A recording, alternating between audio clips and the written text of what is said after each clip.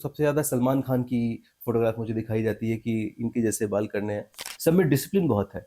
तो अगर आप वो चीज़ नहीं फ़ॉलो करोगे, तो वो आपकी स्किन पे, आपके हेयर पे वो दिखता रहेगा। शाहरुख खान का ट्रांसप्लांट नहीं हुआ है, उनके नेचुरली हेयर है। शाहरुख खान, सलमान खान, ऋतिक रोशन, रणवीर सिंह, रणबीर कपूर, ऐसी हेयरलाइन, ऐसे हेयर डेंसिटी, बहुत सारे लोग ये चाहते हैं कि सेलेब्स जैसा लुक हो। और आजकल हर कोई अपने बालों को लेकर, अपनी स्किन को लेकर परेशान होता है। और उसके लिए हमारे साथ हैं एक ऐसे एक्सपर्ट जिनकी एक्सपर्टीज है हेयर में, स्किन में। और खुद वो, आप जब देखेंगे तो समझ में आएगा कि कैसे इतने नेचुरली ग्लो कर रहे हैं, हैंडसम हैं। ऐसे डॉक्टर कम मिलते हैं। मेरे साथ हैं डॉक्टर अखिलेश सिंह, जो कि एमडी हैं, एमबीबीएस हैं। आप खुद, नॉर्मली क्या होता है ना कि जैसे मैंने कई सारे बहुत बड़े बड़े हेयर स्टाइलिस्ट को देखा है, उनके बाल नहीं हैं, बॉल्ड हैं, और वो दूसरों के बहुत अच्छे से हेयर स्टाइलिंग करते हैं। लेकिन आपके स्किन, माशाल्लाह, आपके बाल सब कमाल हैं। तो आप, जब आपके पास लोग आते होंगे कि आपके जैसे स्किन, आपके जैसे हेयर चाहिए, तो आप खुद बड़ा अच्छा फील करते होंगे। क्या कहेंगे आप? Thanks a lot for compliment Ashish ji. पहली बात तो ये है कि इसका मतलब ये है कि मेरा ट्रीटमेंट काम करता है। राइट। और जैसे आपने सेलेब्स का नाम लिया, फैन फॉलोइंग बहुत ज़्यादा होती है। डेफिनेटली लोग उनसे आकर्षित होते हैं, वैसा दिखने की कोशिश करते हैं, और बहुत सारे लोग फोटोग्राफ लेके आते हैं। स्टार की बात करूँ तो सबसे ज़्यादा सलमान खान की फ़ोटोग्राफ मुझे दिखाई जाती है कि इनके जैसे बाल करने हैं। सलमान खान साहब की फ़ैन फॉलोइंग भी बहुत ज़्यादा है। बट काफ़ी सारे लोग ये भी बोलते हैं कि डॉक्टर मुझे आपके जैसे बाल करने हैं, है ना? तो मैं उसका सीक्रेट बताता हूँ। बेसिकली मेल में जो आपने देखा होगा कि बॉल्डनेस हो जाती है, फीमेल में नहीं होती। हम्म। उसका जो रीज़न होता है वो होता है एंड्रोजेनेटिक एलोपेशिया। पूरी बॉल्डनेस होने की बात मैं कर रहा हूँ, जिसमें आपको ट्रांसप्लांट की ज़रूरत पड़ती है। तो बेसिकली ये अनुवांशिक ही होता है, हेरिडिटरी ही होता है। कल भी मेरे पास एक जेंटलमैन आया था, उन्होंने बोला था कि मेरा तो अनुवांशिक है, तो मैं तो ट्रांसप्लांट कराऊंगा तो फिर भी बाल चले जाएंगे। ऐसा नहीं है। पहले तो मैं आपको बताऊं कि मेरा भी अनुवांशिक है। राइट। मेरे फादर साहब जल्दी बॉल्ड हो गए थे, दादाजी भी बॉल्ड थे, और उनके फादर भी बॉल्ड थे, तो 3 जनरेशन में बॉल्डनेस देखी गई थी। मेरे चाचा का बेटा भी इतना बॉल्ड हो चुका है कि उसका ट्रांसप्लांट नहीं हो लेकिन सका। आपको देख के तो ऐसा फील नहीं आता? बिल्कुल। तो मैं और मेरे ब्रदर के अच्छे बाल हैं, क्योंकि हम लोग ट्रीटमेंट कर रहे हैं शुरू से। तो जब भी हमारे पास पेशेंट आते हैं, और अब जो है मैं देख रहा हूँ कि पिछले 12-14 साल की प्रैक्टिस में, कि पहले जो हेयर लॉस के पेशेंट थे, आशीष जी, वो 20 प्लस होते थे, 20 साल से ऊपर उनकी एज होती थी। और जिनको ट्रांसप्लांट की ज़रूरत होती थी, उनकी एज मोस्टली 25 साल से तो ऊपर होती थी। लेकिन पिछले 1 दशक में ये चेंज आया है कि अब हेयर लॉस के पेशेंट 16-17 साल में भी आ रहे हैं, स्कूल गोइंग, नॉट इवन सोलह कॉलेज। सत्रह साल 16-17 साल। अब मैं अभी एक कोटा के एक बच्चे की कहानी सुनाऊँगा आपको, बात बताऊँगा। तो 16-17 साल में आ रहे हैं, और ट्रांसप्लांट की ज़रूरत लोगों को 20-21 साल में पड़ जा रही है। तो 1 दशक में हमने ये चेंज देखा है कि अब ये चीज़ 5 साल और पीछे चली गई और पहले चली गई है ना? ऐसा क्यों हो रहा है? देखिए, जेनेटिक कॉज़ तो शुरू से था, जैसे मैंने बताया। Then there is something called epigenetic causes. अब इसमें क्या है? इसमें है आपकी लाइफ़स्टाइल, है ना? कुछ आप गड़बड़ करते हो, कुछ वातावरण में ही गड़बड़ी हो गई। जैसे अभी हम लोग ये दिल्ली एनसीआर में शूट कर रहे हैं। हम्म। नवंबर का महीना है, इसमें एक्यूआई यहाँ पे 400 है। अब ये पॉल्यूटेंट जो है, वो आपकी स्किन को, आपके हेयर को प्रॉब्लम करते हैं। आप कितना भी एयर प्यूरीफायर लगा लीजिए, हर जगह तो एयर प्यूरीफायर नहीं हो जाएगा। हम्म। ये प्रॉब्लम आज से भी 15 साल पहले तो नहीं थी। दूसरा स्क्रीन टाइम, है ना? अब जो हम लोग इंस्टाग्राम पे स्क्रीन स्क्रॉल कर रहे हैं, तो उसमें बहुत ज़्यादा टाइम जा रहा है, बहुत ज़्यादा स्क्रीन टाइम बढ़ बढ़ गया है बच्चों का, है ना? ये दूसरा चीज़ है। तीसरा है जंक यहाँ फूड। मैं आपको पॉज करवाऊंगा। आप बोल रहे हो स्क्रीन टाइम से, मतलब आप मोबाइल पे, लैपटॉप पे अगर बहुत ज़्यादा, काम बहुत कर ज़्यादा। रहे हो या स्क्रोलिंग कर रहे हो, बहुत ज्यादा सोशल मीडिया पे एंगेज हो, उससे भी आपके बालों पे, आपके स्किन उसके पे इफेक्ट सेहत करता पे है? फ़र्क पड़ेगा। अभी पिछले हफ्ते की बात है, एक मदर बेटे को लेके आई थी और बोली कि 3 बजे तक जगता है। तो मुझे लगा कि भई 11th-12th क्लास में आईआईटी की तैयारी कर रहा होगा। उसने बोला ये पढ़ाई नहीं कर रहा होता है, ये स्क्रीन देख, इंस्टाग्राम देख रहा होता है, ठीक है? तो अब आपका टाइम भी वेस्ट हो रहा है, आपका सर्केडियन रिदम खराब हो रहा है। सर्केडियन रिदम क्या होता है आशीष जी? हमारा ऐसा बॉडी बना हुआ है कि रात हमारे सोने के लिए है, दिन हमारे जगने और काम करने के लिए है। लेकिन अगर आप 3 बजे या 2 बजे रात में सोएँगे, तो आप उठेंगे कब? 10 बजे, 11 बजे सोएँगे। तो आपका जो रिदम गड़बड़ हो जाएगा, हम्म। उसकी वजह से आपकी सेहत पे फ़र्क पड़ता है। जैसे लोग सेलिब्रिटी से बड़े प्रभावित होते हैं, लेकिन आप उनकी सफलता तो देख रहे हैं, बट आप उनका अनुशासन नहीं देख रहे हैं, है ना? हम्म। वो जो बच्चन साहब का प्रतिष्ठा, परंपरा, अनुशासन, तो वो आप नहीं देख रहे हैं। आप किसी भी एक्टर को देख लीजिए, शाहरुख खान साहब को देख लीजिए, अक्षय कुमार को देख लीजिए, बच्चन साहब को देख लीजिए, सब में डिसिप्लिन बहुत है। तो अगर आप वो चीज़ नहीं फॉलो करोगे तो वो आपकी स्किन पे, आपके हेयर पे वो दिखता रहेगा। जेनेटिक तो इम्पोर्टेंट होता है, जैसे किसी को जेनेटिकली अच्छे बाल मिले हैं, हम्म, तो उनके बाल अगर वो कम भी ट्रीटमेंट कर रहे हैं या नहीं ट्रीटमेंट कर रहे हैं, या उनकी कुछ आदतें उतनी अच्छी नहीं हैं, तब भी वो अच्छे बाल रहेंगे, because genetic is very, very important. Hmm, but अगर आपको जेनेटिक अच्छे नहीं भी मिले हैं, तब भी अगर आप प्रॉपर केयर करते हैं, अपनी हेल्दी लाइफ़स्टाइल रखते हैं, प्रॉपर न्यूट्रिशन लेते हैं, रात में टाइम से सोते हैं, सुबह टाइम से जगते हैं, व्यायाम करते हैं, तो आपके बाल और आपकी स्किन अच्छी रहेगी। और अगर आपके जेनेटिक अच्छे हैं, लेकिन फिर भी आपकी लाइफ़स्टाइल अगर इतनी प्रॉब्लमेटिक हो गई है, तो आपके बालों में प्रॉब्लम आएगी, आपकी स्किन प्रॉब्लम आएगी। सेलेब्स आपके पास बहुत आते हैं।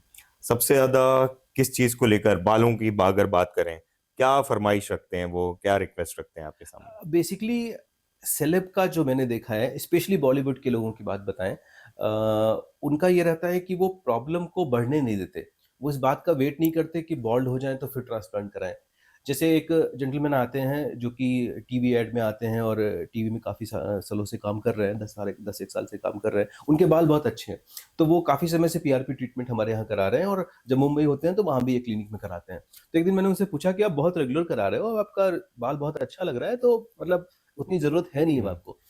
तो वो बोले कि डॉक्टर साहब, मेरे एक एक मामा जी हैं जो कि बॉल्ड हैं, मेरे 2 मामा हैं जिसमें एक बॉल्ड है, और फादर के साहब के तो बाल अच्छे हैं उनके। तो हो सकता है वो जेनेटिक मुझे आए, और मेरे लिए हेयर बहुत इंपॉर्टेंट है, मेरे काम के लिए बहुत इंपॉर्टेंट है, तो मैं ये रिस्क नहीं ले सकता, तो मैं प्रिवेंटिवली उसको ठीक रखता हूँ, तो रखना चाहता हूँ, तो ये है। तो इसलिए भी है क्योंकि वो प्रॉब्लम को बढ़ने ही नहीं देते। हम्म, जैसे आपको मैं बताऊँ कि एंड्रोजेनेटिक एलोपेशिया यानी कि मेल पैटर्न बाल्डनेस के 7 स्टेज होते हैं। स्टेज मैं शॉर्ट में आपको बताता हूँ। ग्रेड 1 होता है कि जस्ट थिनिंग स्टार्ट होती है। आपके बाल अच्छे हैं, बस थिनिंग थोड़ी-सी स्टार्ट होगी, हल्का-सा लाइन पीछे जाएगी। ग्रेड 2 में आपकी हेयर लाइन थोड़ी-सी पीछे जाएगी। ग्रेड 3 में आपका पूरा एम पैटर्न बन जाता है, और ग्रेड 3 में ट्रांसप्लांट की ज़रूरत शुरू हो जाती है। ग्रेड 4 जाते-जाते आपके टॉप पे भी बाल कम हो जाएँगे, फ्रंट की लाइन थोड़ी और पीछे जाएगी। लेकिन बीच में एक अच्छा बैंड हेयर का रहेगा। ग्रेड 5 में वो बैंड भी हल्का हो जाएगा। ग्रेड 6 में पूरे बाल चले जाएँगे, डोनल एरिया के बाल रहेंगे और थोड़े से बाल यहाँ रहेंगे, हम्म, और ग्रेड 7 हमारी लास्ट स्टेज होती है जहाँ हम पूरे बाल्ड हो जाते हैं। हम्म, तो वो कभी ग्रेड 3 तक पहुँचने नहीं देते। ग्रेड 1 में प्रॉब्लम शुरू हुई, और प्रॉब्लम जब होती है, आपके हेयर फॉल बढ़ते हैं तो किसी और को नहीं दिखता, बट आपको पता चलेगा कि नेचुरल से ज़्यादा हेयर फॉल हमारा होने लगा। हम्म। आपको वॉशरूम में दिखने लगेगा शैम्पू के बाद बहुत ज़्यादा हेयर फॉल, आपको बेड पे दिखने लगेगा, आपको पता चलेगा, आपको घर में दिखने लगेगा, आपको पता लगेगा कि बढ़ गया, और किसी को नहीं पता लगेगा। तो वो उसी समय उसको इंटरवीन कर लेते हैं, या उसके पहले ही उसको इंटरवीन करते हैं, ताकि उनका ये प्रॉब्लम ना बढ़े। एक चीज, एक वर्ड जो आपने यूज किया, पीआरपी, आजकल बहुत ट्रेंड में है। आम लोग भी और जैसे कि आपने बताया कि सेलेब्स भी वो पीआरपी करवा रहे हैं। होता क्या है और उससे फायदे क्या है? राइट। तो देखिए, ये सब ट्रीटमेंट है, इनको बोलते हैं रीजनरेटिव ट्रीटमेंट, है ना? तो ये रीजनरेशन हमारी ही बॉडी से हो रहा है, और इसमें हम पेशेंट का ब्लड लेते हैं। ब्लड से हम लोग, ब्लड में प्लेटलेट होती है, प्लेटलेट के अंदर जो ग्रोथ फैक्टर होता है उसको हम चर्न करके यूटिलाइज करते हैं। अब चूंकि हमारा ब्लड से काम हो रहा है, इसलिए हमें एक तो साइड इफेक्ट का कोई डर नहीं है। तो हम्म, एक जो पेशेंट की नॉर्मल क्वेरी रहती है कि इस ट्रीटमेंट से साइड इफेक्ट तो नहीं हो जाएगा, तो उसमें साइड इफेक्ट का कोई डर नहीं है। अगर कोई एक्सपीरियंस्ड डॉक्टर कर रहा है तो उसमें कोई ज़्यादा पेन भी नहीं होता। जैसे मैं आपको बताऊँ, एक मेरा फ्रेंड है आईएएस ऑफिसर आपके मुंबई में ही, उनकी एक बैचमेट हैं जो कि यहाँ पे हैं, तो उनको बहुत डर था कि पीआरपी में इंजेक्शन लगेंगे। वो कहीं गए भी थे, उनको डॉक्टर ने सजेस्ट किया, बट उन्होंने कराया नहीं डर की वजह से। फिर जो रेफरेंस है मेरे पास आए और उन्होंने शुरू कराया, तो उनको कोई खास दिक्कत नहीं हुई, अब उनके बाल बेहतर हो रहे हैं। तो इसमें बिल्कुल डरने की ज़रूरत नहीं है। एक तो नेचुरल ट्रीटमेंट है, बिकॉज़ आपके ब्लड से बनाया जा रहा है। हम्म, दूसरा, अगर किसी भी एक्सपीरियंस सेंटर पे करेंगे तो कोई ज़्यादा पेन नहीं होगा। जैसे मैं पेशेंट देख रहा होता हूँ, फिर मैं जाके अपनी पीआरपी करवा के, जीएफसी करवा के वापस आता हूँ, फिर पेशेंट देखने लगता हूँ, इट्स दैट ईज़ी। बट हाँ, इसके लिए थोड़ा-सा एक्सपर्टीज़ की तो ज़रूरत है ही। तो उसमें पेन नहीं होता? पेन बहुत ही मिनिमल होता है, बहुत ही मिनिमल पेन होता है। कोई पेन किलर की ज़रूरत नहीं होती है। किसी को अगर ज़्यादा लगे तो एक पैरासिटामोल देते हैं, दैट्स इट। ओके। इसके अलावा पीआरपी प्लेटलेट रिच प्लाज़्मा होता है। इसका भी एडवांस वर्ज़न है, जैसे कि जीएफसी है, और भी रीजेनरेटिव ट्रीटमेंट जैसे कि एक्सोसोम्स है।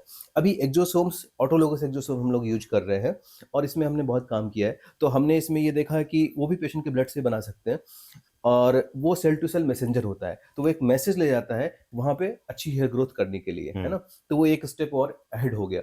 उसके बाद हमारे यहाँ टाई अप है केमिकल लैबोरेटरी से, वहाँ से जाके हमने चेक किया कि हम जो सैंपल बना रहे हैं, मैंने अपना ही सैंपल दिया, जो बना रहे हैं, उसमें वाक़ई एक्सोसोम की मात्रा कितनी है। तो वो मात्रा निकल के आई जो कि होनी चाहिए, उससे काफ़ी ज़्यादा अच्छी थी। उसके बाद हमने तीसरी चीज़ भी चेक की कि अब हमने बना तो लिया अच्छा एक्सोसोम, लेकिन क्या ये हेयर के रूट पे भी काम कर रहा है? तो उसके बाद हमने हेयर ग्राफ्ट लिया एक, और उसको ऑब्वियसली ये बायोटेक्नोलॉजी के डॉक्टर्स का काम होता है।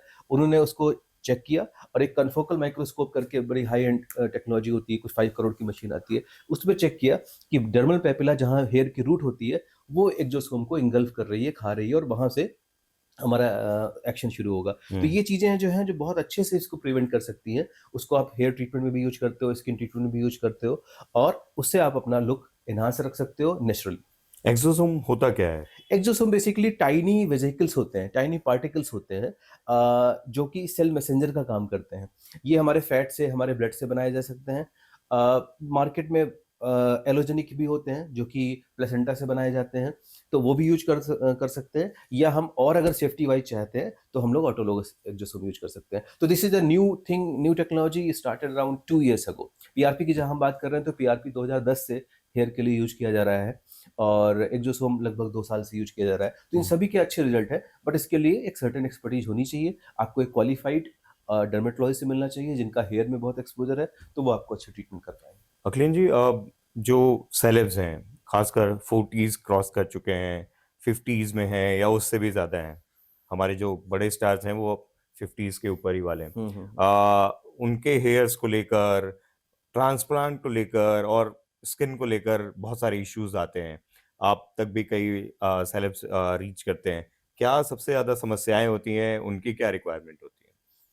राइट, देखिए अगर सेलेब्स की बात करें तो उनके लिए ये मेंटेन रखना बहुत ज़रूरी भी है और बहुत मुश्किल भी है, दोनों बातें हैं, मुश्किल भी ज़्यादा है। क्योंकि आप देखिए मैं कई बार आपके मुंबई गया हूँ तो कुछ बार शूटिंग में भी गया, लोगों ने बुलाया दोस्तों ने जो मेरे पेशेंट रहे हैं, तो हर जगह एकदम एसी नहीं रहता, है ना? हुँ, आउटडोर शूटिंग हो रही है, वहाँ पसीना भी हो रहा है ना? बालों के लिए टॉल है, स्किन के लिए प्रॉब्लम है, लेकिन ये सब आपको सहना भी है और आपको फ्रेश लुक भी रखना है और वो लुक को बनाए रखना है, तो उनके लिए ज़्यादा मुश्किल भी होता है। हुँ, लेकिन जैसे मैंने बताया कि वो प्रॉब्लम शुरू होने के पहले ही उसका ट्रीटमेंट शुरू कर देते हैं। जैसे अगर आपकी आउटडोर शूटिंग बहुत ज़्यादा है, तो आप एक हेयर पे हेयर प्रोटेक्टिंग स्प्रे यूज़ करेंगे, वो यूज़ करते हैं, है ना? यूवी सीरम लगाएँगे जिससे हेयर को उतना नुकसान नहीं होगा, है ना? दूसरा एक शैम्पूइंग का बहुत मिथ है, ये मिथ सेलेब में भी है, नॉर्मल में सब में है मिथ। उसके बारे में बताऊँ, जी। ज़्यादातर लोगों को ये लगता है कि शैम्पू करने से बाल टूट रहे हैं, क्योंकि शैम्पू करते वक़्त ही बाल गिरते हुए दिखाई देते हैं, राइट? अब मैं उसकी आपको साइंस बताता हूँ शॉर्ट में कि हमारे स्कैल्प पे लगभग 1 लाख बाल होते हैं, 1 लाख हेयर होते हैं एंड नॉर्मल हेयर साइकिल की वजह से every day we shed around 50 to 100 strand, यानी रोज़ 50 से 100 बाल तक गिरते हैं, हुँ, दैट्स नॉर्मल। और वो 24 आवर्स में गिर रहे होते हैं तो आपको दिखेंगे भी नहीं, आपको तो हुँ, 2-4 ही दिखेंगे बट 5-6 दिखेंगे बट रियल में इतने होंगे एंड दैट इज़ नॉर्मल। लेकिन अगर आप शैम्पू नहीं कर रहे हैं, हफ्ते में 1 दिन शैम्पू कर रहे हैं या 2 हफ्ते में 1 दिन शैम्पू कर रहे हैं, है ना? तो जो बाकी के दिनों के टूट के आपके स्कैल्प पे ही रखे हुए हैं, जब आप शैम्पू करेंगे वो सारे बाल आपके नीचे गिरेंगे। फीमेल हैं तो और लंबे बाल हैं। फर्श मोस्टली व्हाइट होती है वॉशरूम की, तो आपको वो सारे बाल जो 5 दिन फैले हुए पुराने हैं, दिखेंगे। 4 दिन पुराने हैं, 3 दिन पुराने हैं, 2 दिन पुराने हैं, कल के हैं, वो सारे आपको दिखेंगे। इससे आपको क्या होगा? स्ट्रेस होगा और आपको ये लगेगा कि शैम्पू की वज़ह से सारे बाल गिर रहे हैं। शैम्पू का बेसिक जो मैकेनिज़्म है, जो काम है, वो ये नहीं है कि वो हेयर फॉल को रोके, है ना? जैसा कि टीवी में ऐड किया जा रहा है और 50 साल से लोगों को हुँ, गुमराह किया जा रहा है। तो वो शैम्पू को हेयर फॉल रोकने के लिए नहीं है। शैम्पू का बेसिक मकसद ये होता है, पर्पज़ ये होता है कि आपके स्कैल्प को क्लीन करे। आपका स्कैल्प अच्छा रहे, उसमें कोई डैंड्रफ ना हो, इचिंग ना हो, इरिटेशन ना हो। आप कोई ट्रीटमेंट कर रहे हो तो वो ट्रीटमेंट अच्छे से लगे, ये शैम्पू का काम होता है। कंडीशनर या सीरम का काम होता है कि बालों के स्टेम को, जो बाल ऊपर दिखाई देता है, हुँ। उसकी क्वालिटी को अच्छा रखे, उसमें चमक बनाए रखे, लश्यर रहे, ड्राई ना हो, फ्रिजी ना हो। ये सीरम और कंडीशनर और हेयर मास्क का काम होता है। तो जो जिसका काम हो वो अपना काम ठीक से कर ले, वही बहुत है। आप शैम्पू से ये कोशिश करोगे कि वो हेयर फॉल रोकेगा, तो ऐसा नहीं है। उसके लिए ट्रीटमेंट है। जब भी आप किसी क्वालिफाइड डॉक्टर के पास जाएँगे, वो कुछ ब्लड टेस्ट कराएँगे, वो कोशिश करेंगे पता करने की कोई न्यूट्रिशनल प्रॉब्लम तो नहीं है, कोई हार्मोनल प्रॉब्लम तो नहीं है। जेनेटिक है तो उसको ट्रीट करेंगे। अगर किसी ट्रीटमेंट की ज़रूरत होगी जैसे पीआरपी या जीएफसी या एक्सोसोम, तो उसको करेंगे और खुदा ना खास्ता आप ऑलरेडी बाल्ड हो चुके हैं, तो फिर ट्रांसप्लांट की ज़रूरत होगी। शैम्पू की आपने बात की, सेलेब्स की जब हम बात करते हैं तो वो लहराते हुए रेशमी हुँ। घने जो बाल दिखते हैं, स्टाइलिंग करते हुए शाहरुख खान की बात करें, रणवीर सिंह की बात करें, अलग-अलग जो एक्टर्स हैं। शैम्पू को लेकर भी लोग बहुत कन्फ्यूज़ रहते हैं, किस तरीके का अगर हेयर टेक्सचर है, डेंसिटी है, कर्ली बाल हैं या स्ट्रेट हैं, जो भी है। तो उसके लिए किस तरह का शैम्पू यूज करें, तो आप कैसे रिकमेंड करते हो, सेलेब्स आए या जो भी नॉर्मल लोग आए? शैम्पू का देखिए बड़ा सिंपल है। हमें ये देखना होता है कि वो पीएच बैलेंस्ड रहे, जैसे हमारे स्कैल्प का पीएच 5.5 के अराउंड होता है, तो वो पीएच बैलेंस्ड रहे, आप उसमें पढ़ सकते हो। दूसरा उसके अंदर हार्श केमिकल कम से कम हो, जैसे फॉर्मल्डिहाइड, जैसे एसएलएस पैराबेन फ्री हो, ठीक है? तो अभी क्या है, एसएलएस को बेसिकली झाग बनाने के लिए यूज़ किया जाता है सर्फेक्टेंट। तो अब उसके लिए और ऑप्शन आते हैं जिससे हम वो चीज़ कर सकते हैं और उसकी नुकसान कम होते हैं। हम्म। जैसे हेयर कलर में भी ये चीज़ है। हेयर कलर में बेसिकली पहले अमोनिया यूज़ किया जाता था, आपने सुना होगा अमोनिया फ्री हेयर डाई। हाँ। तो अमोनिया बेसिकली क्या करता है, बाल को ओपन करता है। आपके हेयर तो क्लोज स्ट्रक्चर है, वो ओपन होगा, फिर उसके अंदर जो कलर होगा वो जाके बैठेगा और वो फिर परमानेंटली वो कलर आ जाएगा।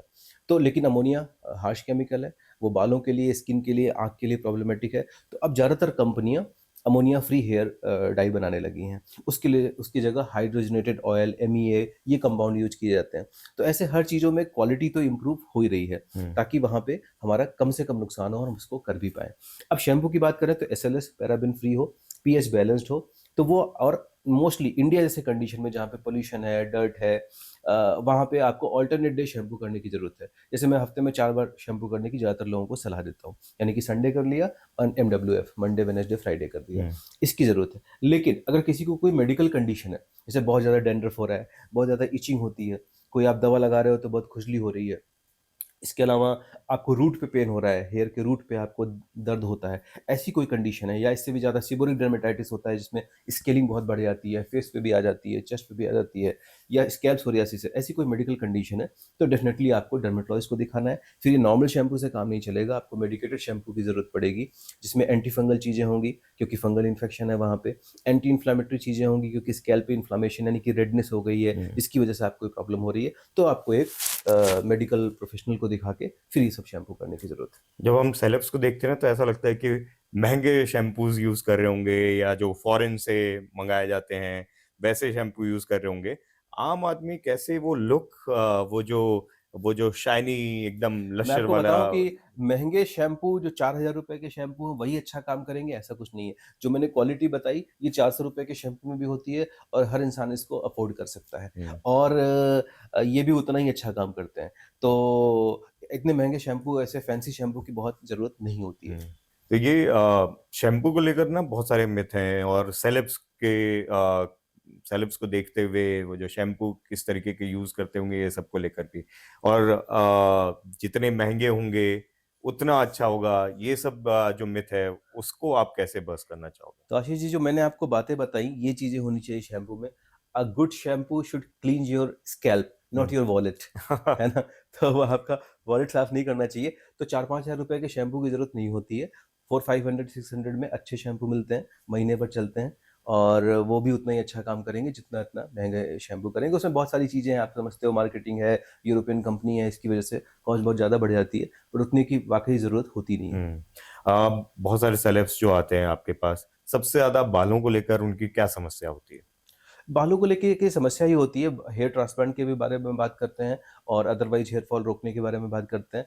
तो जैसे अभी एक जेंटलमैन आए थे, मिस्टर आकाश तलवार, तो वो टीवी इंडस्ट्री में है लास्ट 10 ईयर से। तो उनके बाल वैसे तो अच्छे हैं, जब उन्होंने बताया तो मैंने गूगल पे करके उनका चेहरा चेक किया, हम्म। तो गूगल पे करके उनको चेक किया, तो मुझे बहुत अच्छी हेयरलाइन लगी। मुझे लगा इनको तो कोई ख़ास ज़रूरत है नहीं, व्हाई वांट हेयर ट्रांसप्लांट? हम्म। तो मैंने उनको कॉल करके बोला कि आकाश, आपके बाल तो बहुत अच्छे हैं, आपको हेयर ट्रांसप्लांट क्यों कराना है? तो ही सेड कि मुझे ना थोड़ी-सी लाइन जो पीछे गई है, उसकी वजह से मेरे हेयर ड्रेसर को वहाँ पे थोड़ा-सा काम करना पड़ता है हमेशा, हर शूटिंग के पहले। तो मैं ये नहीं चाहता, और वो मैं चाहता हूँ, रिसाइडिंग लाइन की बात हाँ, कर वो रहे थोड़ी लाइन जो रिसीड हुई है, हैं। उसको सेट करने के लिए हमेशा उसमें कुछ आर्टिफिशियली कुछ करना पड़ता है, और मैं ये नहीं चाहता, इसलिए हेयर ट्रांसप्लांट मुझे करना है। तो मैंने कहा, हाँ, ओके, वेलकम। तो हमने उनका ट्रांसप्लांट अभी किया था, आई थिंक मई के महीने में, अप्रैल में, hmm. And he got very good result, and he is kind enough to share his experience on his Instagram page also. तो उन्होंने उस पे भी शेयर किया कि बहुत अच्छा उनका रिजल्ट रहा है, और अच्छी उनकी रही है, बहुत अच्छा रिजल्ट रहा है, बहुत अच्छा एक्सपीरियंस उनका रहा है। तो बेसिकली उनको ये रहता है कि उनके जो शूट पहले हो चुके हैं, हेयर लाइन ट्रांसप्लांट होने के बाद कुछ उसमें चेंज ना आ जाए, हम्म। है ना? या कुछ लोग, बहुत सारे लोग पैच पहन रहे होते हैं, है ना? एक एक्टर है जिन्होंने 2019 में ट्रांसप्लांट कराया था, तो वो पैच पहनते थे। तो जैसा पैच था, और पैच काफ़ी अच्छे क्वालिटी का पहनते थे, नेचुरल लगता था, बट ऑब्वियसली वो पैच था। आम जनता को ये भी बताइए कि पैच क्या होता है, हुँ, हुँ। किस तरीके से उसको यूज करते हैं लोग। राइट, मैं वो भी बताता हूँ। हम्म। तो बेसिकली उनका ये था कि हेयर पैच हटाने के बाद लोगों को पता ना चले कि पहले वो हेयर पैच था। तो हमने उनका वही हेयर लाइन डिज़ाइन की जैसे उनका पैच था, एंड टच वुड बड़ा अच्छा उनका रिज़ल्ट आया और बहुत ही नेचुरल रिज़ल्ट आया है। अभी रज़ा मुराद साहब आए थे कुछ दिनों पहले क्लिनिक में, और वो उन एक्टर साहब को जानते थे। तो उन्होंने जैसे ही फ़ोटोग्राफ देखी, उन्होंने बोला, "अरे! अच्छा, इसने ट्रांसप्लांट कराया, मुझे तो पता ही नहीं था।" और उन्होंने बोला कि मैं तो पकड़ लेता हूँ भाई जिसके बाल असली हैं कि नकली हैं, पैच है कि रियल है, बट मैं इनके नहीं पकड़ पाया। मैंने कहा, सर बस ये तो हमारे लिए कॉम्प्लीमेंट हो गया कि आप पकड़ लेते हो और आप उनको अच्छे से जानते हो और आप पकड़ नहीं पाए। तो उन्होंने बताया कि भई मैं तो मिलते रहता हूँ, महीने में 1 दफ़ा तो मुलाकात हो जाती है, और आपने 2019 में ट्रांसप्लांट किया है और अभी तक हमें पता नहीं चला। तो कभी-कभी हमें बेसिकली देखिए बहुत ही आर्टिस्टिक वर्क है। It's a blend of science and art. Science इसमें ये है, डॉक्टरी बेसिकली इसमें ये है कि किस पेशेंट को आपको कैसे हैंडल करना है। अगर किसी पेशेंट में बीपी का प्रॉब्लम है, शुगर का प्रॉब्लम है, तो वो कंट्रोल होने के बाद ही ट्रांसप्लांट होना चाहिए। सर्जरी के दौरान भी क्या एक्स्ट्रा प्रिकॉशन करने हैं, है ना? जैसे अभी एक जेंटलमैन का ट्रांसप्लांट आया जिनका हार्ट में स्टेंट लगा हुआ है, तो कब ट्रांसप्लांट करना है, कार्डियोलॉजी से क्लीयरेंस लेनी है, ताकि पेशेंट को किसी भी तरह की कोई प्रॉब्लम, कोई मेडिकल कंडीशन ना आए। ये बेसिकली आपका डॉक्टर क्वालिफिकेशन है। आर्टिस्ट्री इसमें ये है कि आपके बाल उगे और नेचुरल उगे और आपको पता ना चले कि ट्रांसप्लांट हुआ है। अभी 2-3 दिन पहले एक जेंटलमैन आए थे, जिनका मैं सेकंड टाइम सर्जरी कर रहा था बिकॉज़ बड़ा एरिया बॉल्ड था। तो उनका हमने जो ट्रायंगल बनाया था, मैंने भी 2-3 बार उसको देखा, मुझे एकदम नेचुरल लग रहा था। मैंने उनसे पूछा कि यहाँ किया था कि लास्ट टाइम कि नहीं? तो उन्होंने बोला, नहीं, नहीं, आपने किया था। तो इतना नेचुरलिटी लाने की हमारी कोशिश रहती है और हम लगातार सीख रहे होते हैं। मैं ग्लोबल हेयर ट्रांसप्लांट बोर्ड का भी मेंबर हूँ और बहुत सारी इंटरनेशनल, नेशनल कॉन्फ्रेंस में जाता हूँ। तो अभी हमेशा सीखने को मिलता है। बहुत सारे अच्छे डॉक्टर हैं जो वर्ल्ड में काम कर रहे हैं।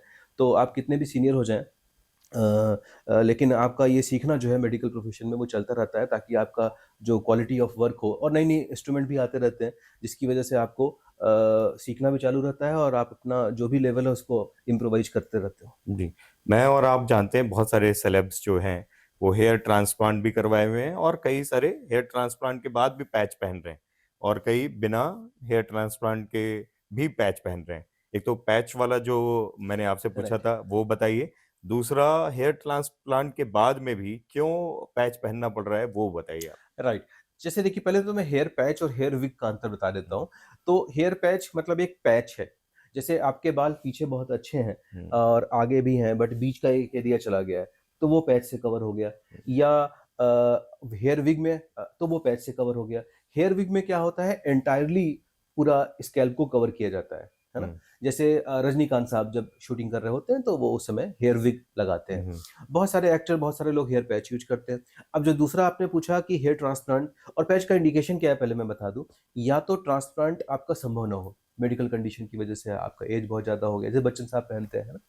दूसरा ये होता है कि आपका बाल्डनेस पूरा ज़्यादा हो चुका है, ग्रेड 7 तक हो चुका है, पूरी बाल्डनेस हो चुकी है, तो अब ट्रांसप्लांट संभव नहीं है, और अगर आप करोगे तो कोई अच्छा रिज़ल्ट नहीं आएगा। एक बड़े पॉलिटिशियन हैं, डिप्टी सीएम थे, उनका आया था, मैं करना भी चाह रहा था, बट जब मैंने चेक किया अच्छे से, तो मुझे लगा कि इनका रिज़ल्ट नहीं अच्छा आएगा, तो मैंने मना कर दिया कि सर आप ट्रांसप्लांट नहीं कराइए, ना यहाँ कराइए, ना कहीं और कराइए, मतलब आपका नहीं हो पाएगा।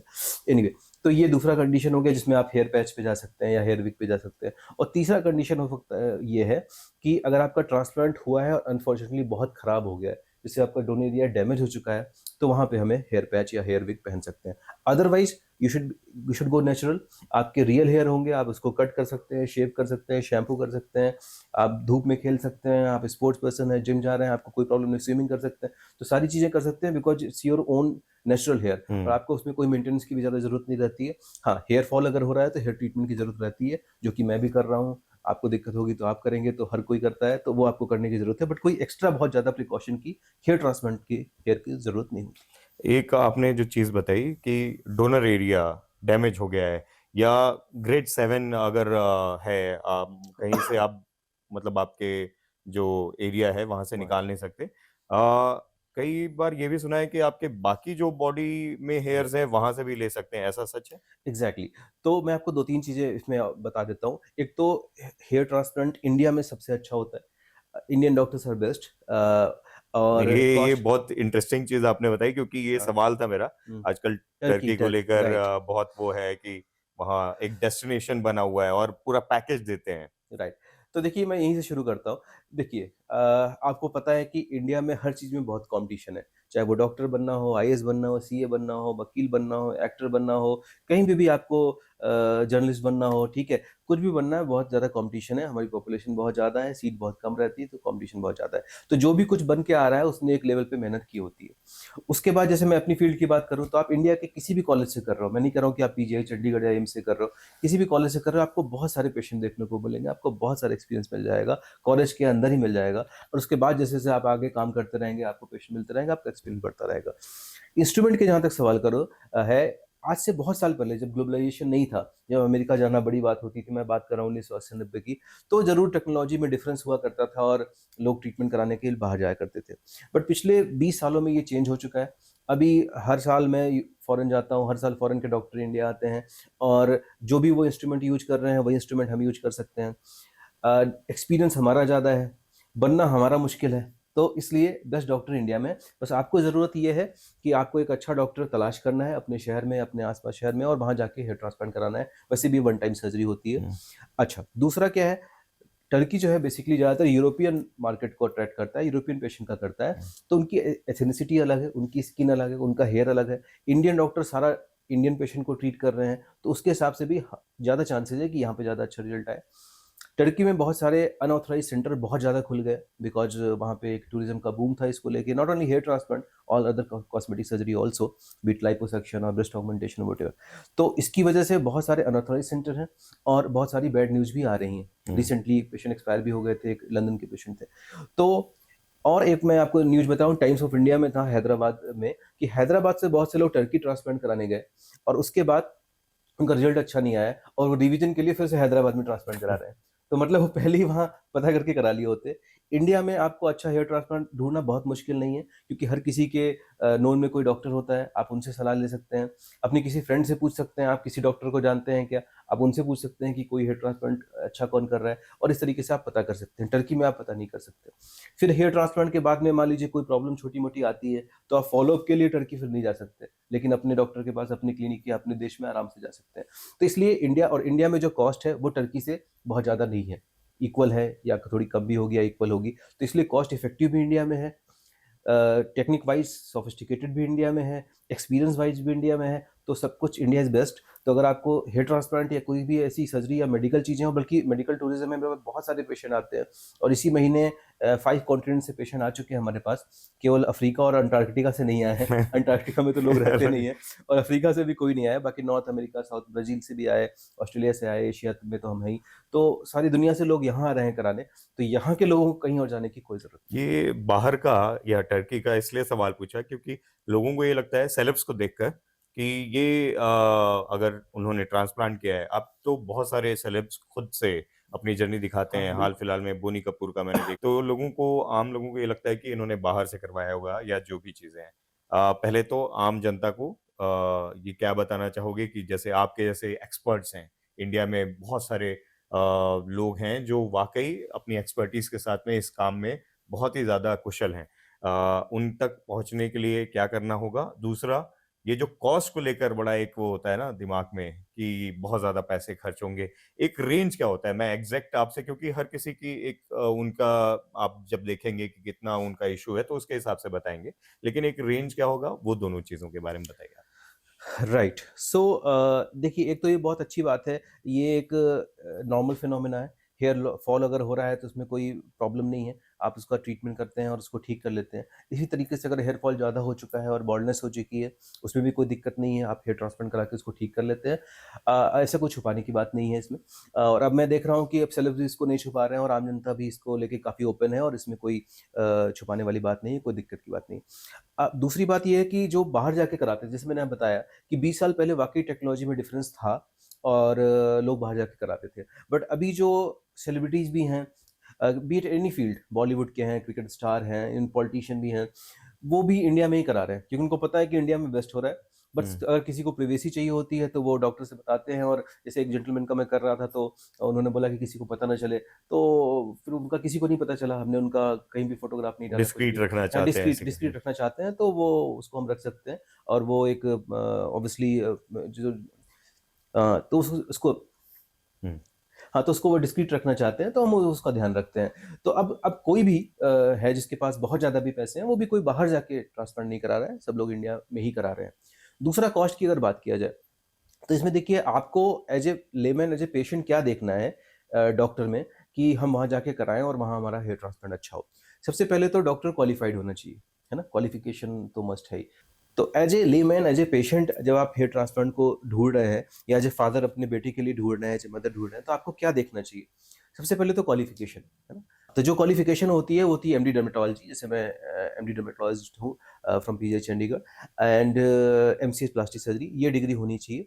इसके बाद इंपॉर्टेंट होता है एक्सपीरियंस। जैसे जो मेरा बैचमेट था वो एम्स में प्रोफेसर है, तो उसका हेयर ट्रांसप्लांट में कोई एक्सपीरियंस नहीं है ना, क्योंकि एमडी तो हमने साथ में किया, हम्म। बट वो टीचिंग प्रोफेशन में गया, वो एम्स में है, तो उनका हेयर ट्रांसप्लांट में कोई एक्सपीरियंस नहीं है। तो आपको ये देखना है कि जहाँ पे आप करवा रहे हैं उनका हेयर ट्रांसप्लांट में कितना एक्सपीरियंस है। तो एक तो क्वालिफिकेशन हो गया, सेकंड हो गया आपका एक्सपीरियंस, है ना। एक्सपीरियंस। तीसरा आपको ये भी देखना है कि वो डॉक्टर का इन्वॉल्वमेंट वहाँ रहता है कि नहीं, है ना।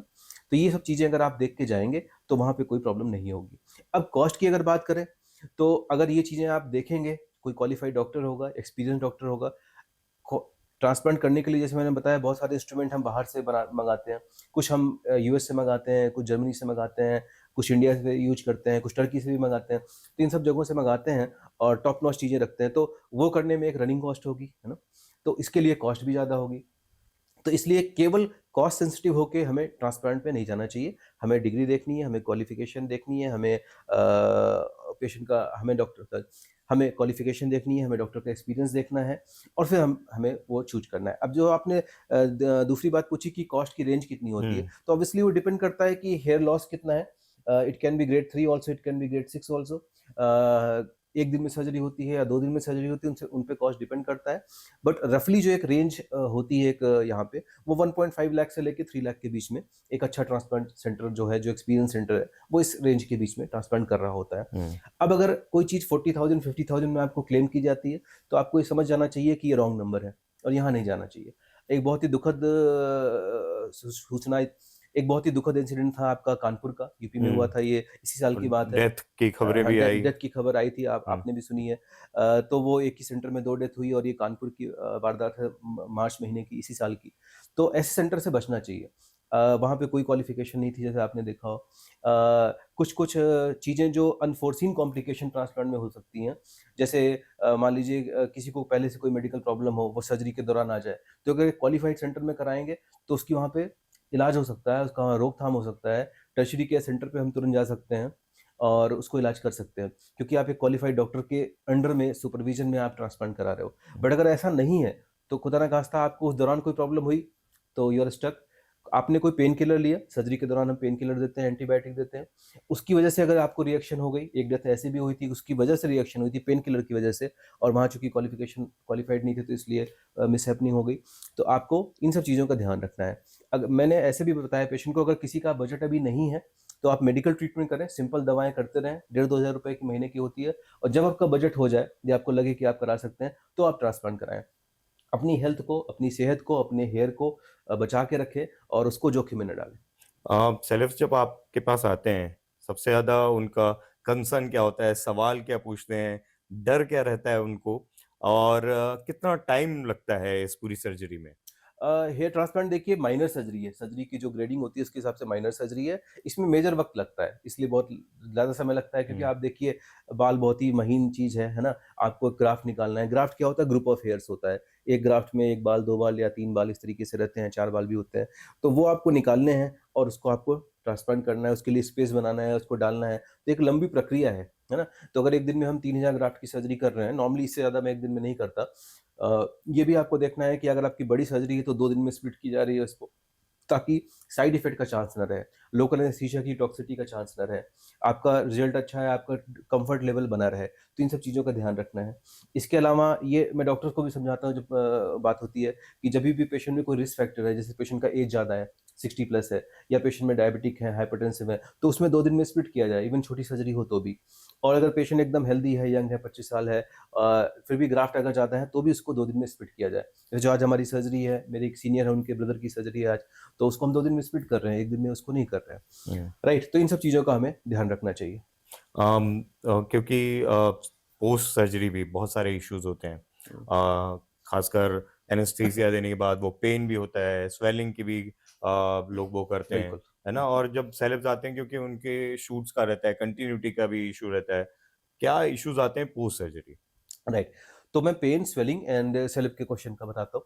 तो देखिए कई बार पेशेंट का डायरेक्ट क्वेश्चन रहता है कि स्वेलिंग कितने दिन के लिए आएगी? वो ये नहीं पूछते स्वेलिंग आएगी कि नहीं है, कितने दिन के लिए आएगी? यानी उन्होंने मान रखा है कि स्वेलिंग तो आनी है। मैं आपको बताता हूँ आशीष जी, साल में एक पेशेंट से ज़्यादा स्वेलिंग नहीं आती है हमारे यहाँ, ठीक है? जैसे लेस देन इवन 1%। तो बेसिकली क्या है, इसमें हम एक नॉर्मल सलाइन इंजेक्ट करते हैं ताकि ब्लीडिंग ना हो। वही सलाइन जो है, अगर आप प्रिकॉशन का ध्यान नहीं देते या आपको नहीं बताया गया है, तो वही सीप होके नीचे आता है और वो स्वेलिंग के रूप में दिखाई देता है। तो हमें कुछ बेसिक प्रिकॉशन रखनी चाहिए, जैसे ट्रांसप्लांट करके तुरंत ही लंबा ट्रैवल नहीं करना है उसी दिन, कि ट्रांसप्लांट खत्म हुआ और आप ड्राइव करके चले जा रहे हो, वो नहीं करना है। दूसरा, फॉरवर्ड बेंडिंग अवॉइड करना है। आप मोबाइल पे ऐसे काम कर रहे हैं या लैपटॉप पे ऐसे काम कर रहे हैं, तो वो चीज़ यहाँ पे आएगी। तीसरा, हम लोग उसको स्वेलिंग को रोकने के लिए यहाँ पे एक बैंडेज लगाते हैं ताकि एक फिजिकल बैरियर हो जाए। चौथा, हम टैबलेट देते हैं जो कि स्वेलिंग को रोकने के लिए होता है। तो इन चीज़ों का अगर ध्यान रखा जाए तो स्वेलिंग नहीं आती। जहाँ तक आपने एक्टर का बताया, तो एक जेंटलमैन का हमने ट्रांसप्लांट किया था।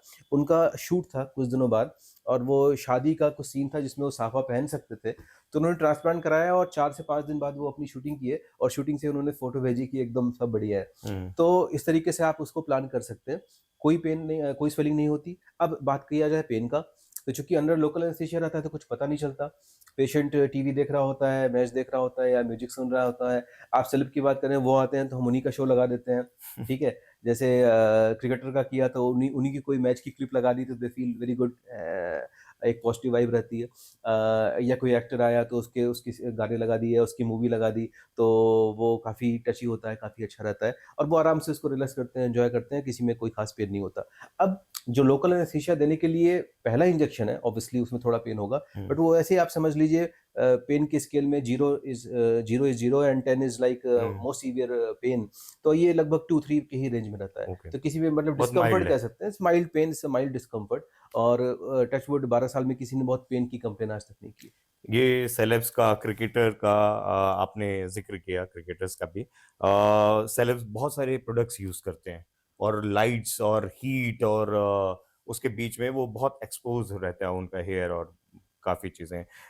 इवन क्रिकेटर्स जब आप खेल रहे होते हैं तो धूप में वो सब, और बहुत सारे क्रिकेटर्स के ट्रांसप्लांट जर्नी के बारे में हम जानते हैं, लोगों को पता भी है। कई लोग छुपाते हैं, कई लोगों के बारे में सबको पता है। खासकर जब सेलेब्स और ये क्रिकेटर्स जो इतने प्रोडक्ट्स यूज कर रहे हैं, मुंह से लेकर स्प्रे से लेकर और जेल और बहुत सारी चीजें, और जब इतनी लाइट्स और इतना धूप और ये सब में एक्सपोज हो रहे हैं, तो कैसे वो पोस्ट सर्जरी क्या चीजें ऐसी करते हैं जिससे उनके हेयर में वो चीजें जो हैं वो प्रॉब्लम वो नहीं करती? प्रॉब्लम नहीं करे। राइट, जैसे मैंने बताया कि सेलेब स्पेशली आपके फ़िल्म लाइन के सेलेब जो होते हैं, उनको ये बहुत ज़रूरी भी है और थोड़ा मुश्किल भी रहता है उनके लिए करना। जहाँ तक कि ट्रांसप्लांटेड हेयर के केयर की बात करें, तो ट्रांसप्लांटेड हेयर बेसिकली कोई आर्टिफ़िशियल चीज़ नहीं है, वो आपके नेचुरली हेयर हैं, जो कि यहाँ से लिए गए हैं। ये जेनेटिकली इम्यून भी हैं, इसलिए ये स्ट्रॉन्ग हेयर हैं। इनको तो और भी ज़्यादा केयर की कोई ख़ास ज़रूरत नहीं है। आपके बल्कि जो एक्जिस्टिंग हेयर हैं, उनको रोक के रखने के लिए हमें ट्रीटमेंट की ज़रूरत ज़्यादा होती है। आपके जो बचे हुए बाल हैं, हम्म। उनको ना जाएँ, उनके लिए ट्रीटमेंट की ज़रूरत ज़्यादा होती है। तो इसके लिए जो मेडिकली दवाएँ होती हैं, उसको हम यूज़ करते हैं। इसके लिए जैसे मैंने बताया, रीजनरेटिव ट्रीटमेंट है, पीआरपी है, जीएफसी है, एक्सोसोम है, वो यूज़ करते हैं समय-समय पे। तो जैसे अगर किसी का अर्ली एज में ट्रांसप्लांट अगर हो रहा है, तो हमें लगता है कि प्रॉब्लम एग्रेसिव है, तो हमें ट्रीटमेंट की फ्रीक्वेंसी बढ़ानी होती है। पीआरपी को हम 3-3 महीने पे रिपीट करते रहते हैं। बट किसी का एक सर्टेन एज के बाद हो रहा है, तो हम उसको आराम से 6 मंथ्स में भी रिपीट कर सकते हैं। तो इन चीज़ों के साथ हम उनके जो अच्छे हेयर है, जो अच्छा रिजल्ट आया है, उस रिजल्ट को लॉन्ग टर्म के लिए बना के रख सकते हैं। क्योंकि मैं देख रहा हूँ अभी, जैसे हमारे कुछ पेशेंट हैं जिन्होंने 10 साल पहले ट्रांसप्लांट कराया और वो हमारे टच में रहते हैं, तो उनका बीच-बीच में हम ट्रीटमेंट करके उनके अच्छे रिजल्ट को की लॉन्जेविटी बढ़ा देते हैं। हम्म। तो ये चीज़ों का ध्यान रखना है। और ज्यादातर लोग ना सिर्फ हेयर ट्रांसप्लांट की बात करते हैं। आजकल आप देख रहे होगे बहुत सारे रील्स बियर्ड राइट। ट्रांसप्लांट को लेकर। एक केस है जो बहुत वायरल होता है, एक लड़का जो में जिसका खराब बियर्ड बहुत हो। खराब हुआ है। राइट। इसके बारे में आप क्या कहोगे? राइट, सो बियर्ड में ज़्यादातर लोग फोटोग्राफ लेके आते हैं विराट कोहली और रणवीर सिंह की, क्योंकि उनकी नेचुरली बियर्ड बहुत अच्छी है। टचवुड आपकी बियर्ड भी बहुत अच्छी है, ठीक है। तो एक तो ये जेनेटिकली रहता है कि बियर्ड कितनी आएगी। एक बात ये है, मैं बता दूं कि कई बार 20-22 साल के बच्चे आते हैं जो बियर्ड ट्रांसप्लांट के लिए आते हैं। हम्म। तो नेचुरली 28 ईयर्स तक कभी कभी 30 ईयर्स तक बियर्ड की ग्रोथ थिकनेस बढ़ती रहती है। तो उसके पहले ट्रांसप्लांट करने का कोई मतलब नहीं है, क्योंकि वो नेचुरली अभी आने का टाइम है। तो एक तो ये आप वो स्टेज जब पार कर जाइए उसके बाद ही बियर्ड ट्रांसप्लांट का सोचना चाहिए। दूसरा, बियर्ड में बहुत सारे केसेस में हम करते हैं जहाँ पे कोई स्कार है, क्लेफ्ट लिप स्कार है, या कोई बचपन में गिरा है उसका स्कार है, तो वहाँ पे बियर्ड ट्रांसप्लांट बड़ा अच्छा उसको कैमोफ्लॉज कर लेता है, पता नहीं लगता, स्कार स्कार बहुत अच्छे से हील हो जाता है। तीसरा, किसी की बियर्ड बहुत हल्की है तो उसमें हम डाल सकते हैं। कुछ केसेस में मैंने वो भी किया, ट्रांसजेंडर केसेस किए हैं जहाँ पे बिल्कुल बियर्ड मस्टैच नहीं है, बिकॉज ट्रांसजेंडर केस, हम्म, तो वहाँ पे भी ज़रूरत होती है और हम करते हैं। जहाँ पे हेयर प्रॉब्लम, जहाँ पे आपके स्कैल्प में बॉल्डनेस नहीं है, वहाँ पे हम लोग को फुल बियर्ड हम ट्रांसप्लांट करते हैं, क्योंकि बहुत सारे ग्राफ्ट बियर्ड ट्रांसप्लांट में भी लगते हैं। बियर्ड ज़्यादा चैलेंजिंग होता है बिकॉज यहाँ पे angle direction is very important. जैसे जो आप जिस वीडियो की बात कर रहे हो उसमें प्रॉब्लम क्या है, बाल तो आ गए बट ये बाल बहुत खराब दिख रहे हैं, है हाँ, ना, वैसे ही और वो बेतरतीब बढ़ रहे हैं। बेतरतीब, राइट, हाँ। बेतरतीब वर्ड है। तो बेतरतीब यहाँ भी खराब लगते हैं, बेतरतीब यहाँ भी खराब लगते हैं, बट बेतरतीब बियर्ड पे बहुत ज़्यादा खराब लगते हैं, राइट। तो अगर किसी को वाकई ज़रूरत नहीं होती तो मैं पेशेंट को समझाता हूँ कि आपकी बियर्ड अच्छी है। अभी अभी भी जस्ट एक पेशेंट आया, परफेक्ट बियर्ड, बस यहाँ पे थोड़ी सी कम थी, तो मतलब ऐसे केसेस में करने की जरूरत नहीं है। अगर भगवान ने आपको बहुत कुछ अच्छा दे ही रखा है तो उसमें फिर आपको परफेक्शन ढूंढने की जरूरत नहीं है, नेचुरली वो रहना चाहिए। लेकिन हाँ, अगर जेन्युइनली किसी में बियर्ड बहुत कम है जिसकी वजह से, और उसकी एज 30 ईयर्स हो चुकी है, जिसकी वजह से उसके काम में, उसके कॉन्फिडेंस में दिक्कत आ रही है, तो हमें वहाँ पे बियर्ड ट्रांसप्लांट करना चाहिए। बियर्ड में angle direction is very very important, hmm. बहुत ही एक्सपीरियंस डॉक्टर से कराना चाहिए। स्कैल्प ट्रांसप्लांट फिर ज़्यादा मुश्किल होता है, ज़्यादा पेनफुल भी होता है, बिकॉज बियर्ड का है तो हमें उसमें ध्यान रखना चाहिए। बेसिकली हम लोग अंदर ब्लॉक देते हैं, मुंह के अंदर ब्लॉक देते हैं ताकि मुस्टैच पे कर सकें, और तो ये ज़्यादा टेक्निकली डिमांडिंग चीज़ है। रियल ज़रूरत होने पे कराना चाहिए और एक एक्सपीरियंस ट्रांसप्लांट सर्जन से ही कराना चाहिए। हम सेलेब्स की मेल जो बॉल्डनेस है पैटर्न और हेयर ट्रांसप्लांट के बारे में तो बात कर रहे हैं। फीमेल जो इश्यूज हैं, फीमेल भी करवाते होंगे ऑब्वियसली। बहुत सारे लोग हैं, बहुत सारे सेलेब्स हैं, उनके भी होते होंगे।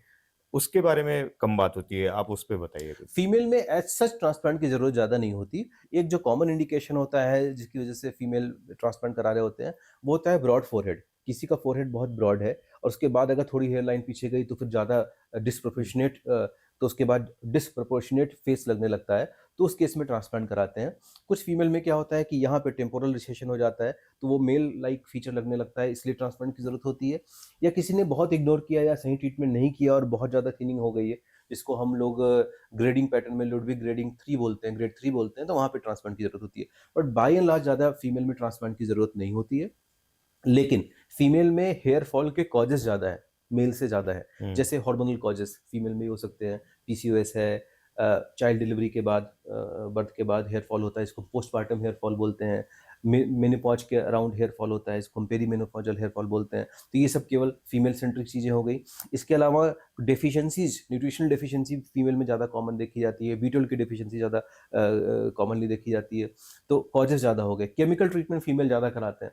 आप देखिए गुड़गांव में सारे मॉल में सैलून भरे हैं और हम्म। सब में लोग हैं। तो जो केमिकल ट्रीटमेंट है, hair straightening, hair perming, hair botox, इन सब से भी फ़र्क पड़ता है, इन सब से भी बालों के लिए नुकसान होता है। तो इसलिए कॉजेज़ आप देख रहे हैं फीमेल में ज़्यादा हैं।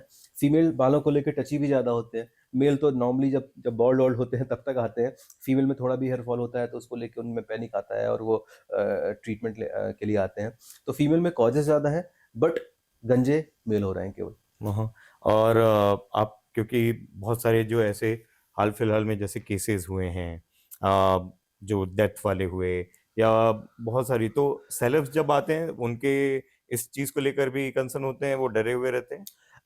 सेल्फ से ऐसे डेथ के लिए ये वाले क्वेश्चन उनके नहीं होते, बिकॉज उनको पता है वो किसी, मोस्टली देखिए रेफरेंस से आते हैं। हम्म। जैसे मैंने बताया एक एक्टर का किया, उन्होंने दूसरे को हम्म। भेजा, तीसरे ने भेजा, उसने पॉलिटिशियन को भेजा, उन्होंने किसी को भेजा, तो उनको पता रहता है, तो वो ये वाली डर तो उनमें नहीं रहता। हम्म। उनके ज़्यादातर क्वेश्चन ये रहते हैं कि नेचुरल लगेगा कि नहीं लगेगा, डाउन टाइम ज़्यादा तो नहीं होगा, स्वेलिंग तो नहीं आएगी कि मेरा 4 दिन बाद कुछ इंपॉर्टेंट फंक्शन है, मैं उसको अटेंड कर पाऊंगा कि नहीं कर पाऊंगा। तो ये सब क्वेश्चन उनके ज़्यादा होते हैं। उनको ये पता है कि वो क्वालिफाइड डॉक्टर के पास जा रहे हैं और वो अपनी सारा R&D करके आए होते हैं। और बल्कि मैं आपको बताऊं तो उनको टैकल करना ज़्यादा ईज़ी रहता है, क्योंकि उनको पता है कि जैसे उनका काम है एक्टिंग करना, या उनका काम अपने प्रोफ़ेशन में वो एक्सेल कर रहे हैं तभी वो वहाँ तक पहुँचे हैं। तो उनको पता है कि अगले डॉक्टर का ये काम है, और एक बार आपने डॉक्टर को ये देखिए, डॉक्टर पेशेंट का बड़ा अच्छा हुँ, रिलेशन रहता है। जब आपने एक डॉक्टर चूज़ कर लिया और आपने अपना सर उसके डॉक्टर के हुँ। हाथ में दे दिया, तो उस डॉक्टर की ज़िम्मेदारी है कि वो उसको उसकी हिफ़ाज़त करे, और रिज़ल्ट अच्छा आए, कोई कॉम्प्लिकेशन ना हो, कोई दिक्कत ना हो। और हेयर ट्रांसप्लांट में सबसे बड़ी बात है कि रिज़ल्ट अच्छा आएगा तो भी दिखाई देगा हुँ, तुरंत, और रिज़ल्ट खराब आएगा तो भी तो दिखाई वही देगा। देगा। तो एक खराब रिज़ल्ट भी आपका दिखाई देगा, अच्छा रिज़ल्ट भी दिखाई देगा, तो इसलिए डॉक्टर का ही ये पूरा ज़िम्मेवारी रहती है, और इसका ध्यान रखना चाहिए। ये चीज़ है। और एक कोई ऐसा ब्यूटी ट्रेंड या मिथ जो वो लेकर आते हैं जिसको आप बस करते हो, वो क्या होता है? ब्यूटी ट्रेंड बेसिकली जो कॉमन मिथ है, वो आम आदमी और सेलेब में भी सेम है। जैसे शैम्पू को लेके वो वाली बात जो मैंने आपको बताई कि शैम्पू ज़्यादा शैम्पू करने से हेयर फॉल हो जाता है। तो बेसिकली आपको सही शैम्पू सेलेक्ट करना है अपने स्कैल्प के हिसाब से। जैसे अगर स्कैल्प बहुत ड्राई है, तो उसके उससे रिलेटेड शैम्पू अलग होता है। अगर ऑयली है तो ऑयल कंट्रोल शैम्पू हम लोग हुँ, यूज़ करते हैं। तो वो एक सही शैम्पू का चुनाव करना है, और उसकी वजह से हेयर फॉल नहीं हो रहा है। हेयर फॉल जो हो रहा है उसके जो कॉजेज़ हैं उसको फाइंड आउट करना है, उसका ट्रीटमेंट करना है। वो शैम्पू करने से हेयर फॉल रुकने वाला भी नहीं है, उससे केवल स्कैल्प क्लींज होने वाला है, ट्रीटमेंट से हेयर फॉल रुकने वाला है, ये बातें भी पता होनी चाहिए। और बहुत महँगा शैम्पू होगा, जो आपके पर्स पे बहुत भारी हो, वो ज़रूरी नहीं है। एक जो मैंने पॉइंट्स बताए थे, वो वाले शैम्पू अगर आप यूज़ करें, तो वो 400-500 की रेंज में भी अच्छे शैम्पू मिल जाते हैं। तो ये सब कुछ कॉमन मिथ हैं जो नॉर्मली और रहते हैं। रेड कारपेट और प्रीमियर और पार्टीज़ में ऐसा कोई सीक्रेट जो अच्छे हेयर के लिए, अच्छे स्किन के लिए आप सेलेब्स को बताते हो, वो क्या होगा? बेसिकली सेलेब्स को बताते हैं, और वो भी उसका ध्यान रखते हैं। जैसे देखिए, बेसिकली सनस्क्रीन जैसे है, स्किन की अगर बात करें, तो सनस्क्रीन काफ़ी अच्छा एंटी एजिंग है ना? आपको लगभग 22-24 साल के बाद इसकी ज़रूरत शुरू हो जाती है। रेगुलर यूज़ करना चाहिए। दिन में बल्कि 2 बार लगाने की ज़रूरत होती है, अगर आपका एक्सपोज़र ज़्यादा है, सन एक्सपोज़र ज़्यादा है, तो ये एक एंटी एजिंग है। इसके अलावा आपको मॉइस्चराइज़ करके रखना है, ड्राई स्किन होगी, जल्दी एज होगा। तीसरा, जब आपकी सर्टेन एज क्रॉस हो जाए तो आपको एंटी एजिंग ट्रीटमेंट की ज़रूरत पड़ती है। दवाओं की ज़रूरत पड़ती है, इसमें रेटिनॉल होता है, कोलेजन की ज़रूरत पड़ती है, और कुछ क्लिनिक बेस्ड ट्रीटमेंट होते हैं जिनको हम लोग करते हैं। जैसे फेस के लिए फेशियल पीआरपी होता है, एक्सोसोम होता है, हाइफू होता है, कुछ लेज़र असिस्टेड डिवाइस होती हैं। हुँ। तो ये चीज़ें करके हम उस जो आपका ग्लो है, जो आपकी नेचुरल स्किन है, नेचुरल ब्यूटी है, उसको हम बनाए रखते हैं। कभी ऐसा हुआ है कि किसी सेलिब्रिटी ने कुछ ऐसा बोला हो आपको पोस्ट सर्जरी या बहुत कॉम्प्लीमेंट दिया हो आपके काम को लेकर राइट। और जब वो आते हैं तो भी वो कितने नर्वस होते हैं, कितना उनको अंदर से क्या चल रहा होता है?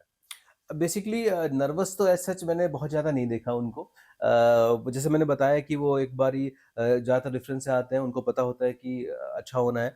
हाँ, उनके कुछ क्वेश्चन ज़रूर होते हैं कि डाउन टाइम ज़्यादा तो नहीं होगा, ये सब चीज़ों का क्वेश्चन रहता है। जहाँ तक कॉम्प्लीमेंट का है, तो टच वुड कॉम्प्लीमेंट काफ़ी मिलते रहते हैं, और सबसे बड़ा ये रहता है कि बहुत सारे, अब शादियों का जैसे टाइम आ रहा है, तो बहुत सारे लोग मिठाई लेके आते हैं कि मेरी देखिए ट्रांसप्लांट हुआ था, अच्छा रिज़ल्ट आया है और ये शादी है। बहुत से लोग कार्ड लेके आते हैं, कुछ की शादियों में मैं गया भी हूँ। हुँ, हुँ। तो ये कॉम्प्लीमेंट मिलता है। सेलेब में ये रहता है कि वो कॉल करके बताते हैं कि मेरे किसी फ्रेंड को पता नहीं चला, और अब मेरा कॉन्फिडेंस भी बढ़ गया है। बहुत सारे लोगों का ये रहता है कि स्पेशली जो टीवी हैं जिनका कैमरा का काम है, तो उनको ये लगता है कि जो हेयर लाइन पीछे गई है, तो उनके जीवन में जो भी गड़बड़ हो रहा है उस हेयर लाइन की वज़ह से ही हो रहा है। ऐसा उनको फ़ील हो रहा होता है। तो जब वो हेयर लाइन रिस्टोर हो जाती है, तो उनके वो पुराने दिन वापस आते हैं, उनका यूथ वापस आता है, उनका कॉन्फिडेंस बढ़ता है, और उसके लिए वो काफ़ी ग्रैटिट्यूड भी दिखाते हैं, और वो काफ़ी अच्छा लगता है। सेलेब्स की बात करें तो सबसे बढ़िया आपको हेयर लाइन या हेयर किसके अच्छे लगते हैं?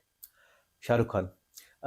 मैं आपको उनके बारे में बताता हूँ कि अभी-अभी उनका 60th बर्थडे गया है, और जेनेटिकली वो ब्लेस्ड हैं, हेयर के मामले में भी, बहुत सारे मामलों में और हेयर के मामले में।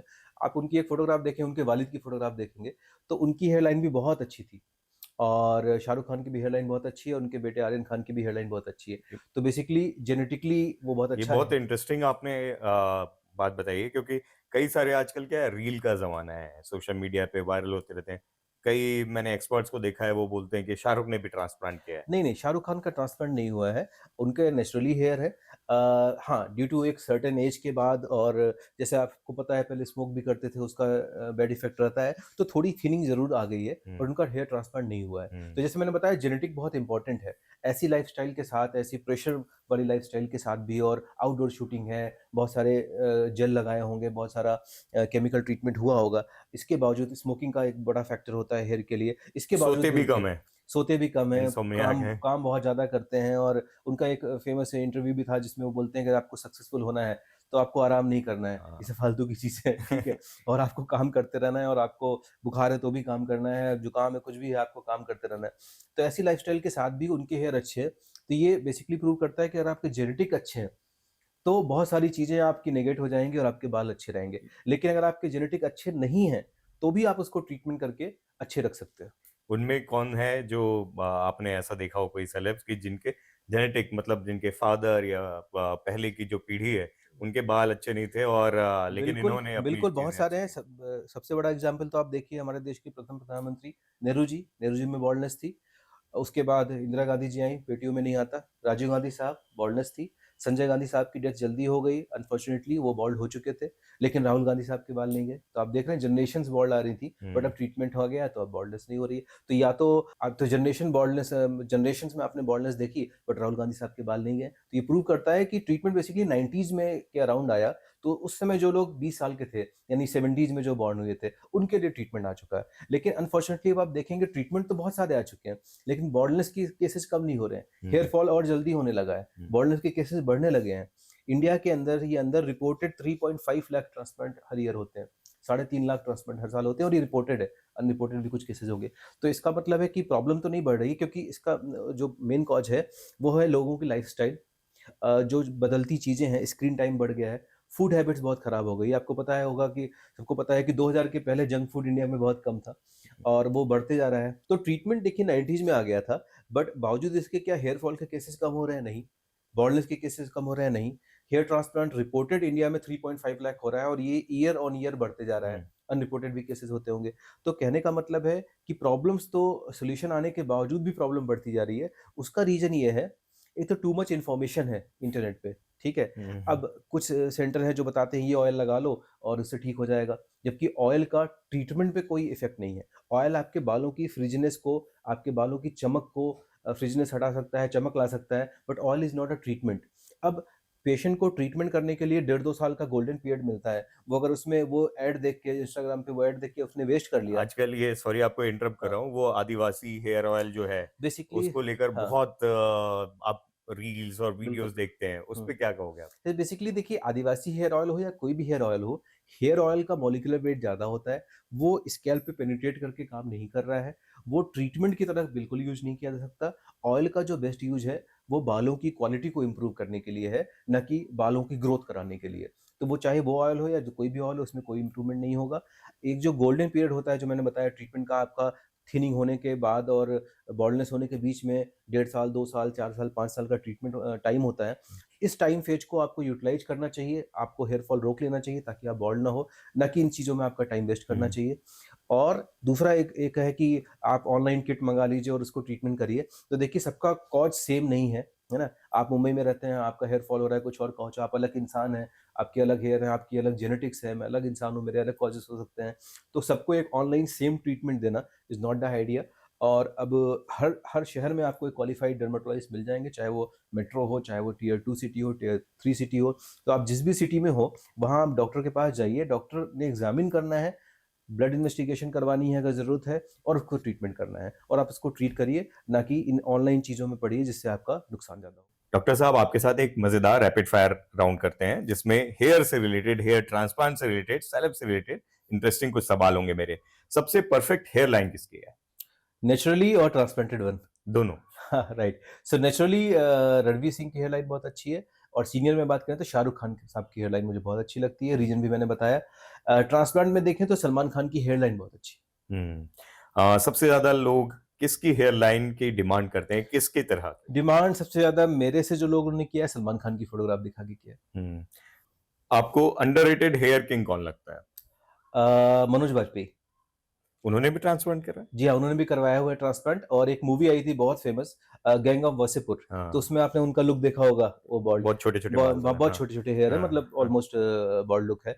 तो वो उसी से मैं उन्होंने ट्रांसप्लांट कराया था, क्योंकि हमारी नज़र तो हेयर पे जाती है। तो वो मूवी मैंने दो बार देखी है। जो मैं दूसरी बार देख रहा था तो मुझे वो दिखाई दिया कि वहाँ पे हेयर ट्रांसप्लांट हुआ है, तो हाँ, उसी वक्त उन्होंने हेयर ट्रांसप्लांट करवाया बहुत बारीक नज़र है आपकी। था। बेस्ट ट्रांसफॉर्मेशन किसका आप मानते हो? बेस्ट ट्रांसफॉर्मेशन मुझे सलमान खान साहब का लगता है, क्योंकि आप 90s की मूवीज देखेंगे तो हेयर लाइन पीछे गई है, बाल बहुत थिन हो गए हैं, हुँ, लेकिन अब उनके बालों की क्वालिटी जो हेयर लाइन में है वो नेचुरल है काफी, और उसका एंगल डायरेक्शन सब मुझे प्रॉपर लगता है। हुँ। एक एक्टर जिसने ओपनली हेयर लॉस एक्सेप्ट करके इंस्पायर किया है?